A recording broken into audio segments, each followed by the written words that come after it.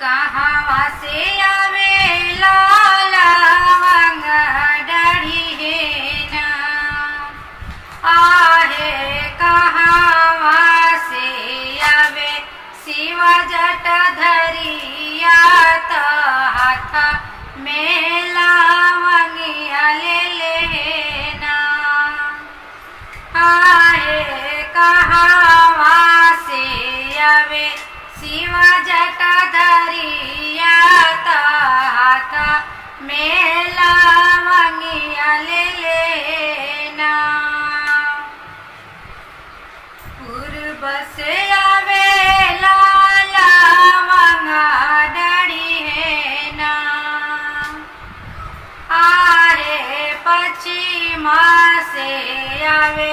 शिव जट धरिया त हाथ में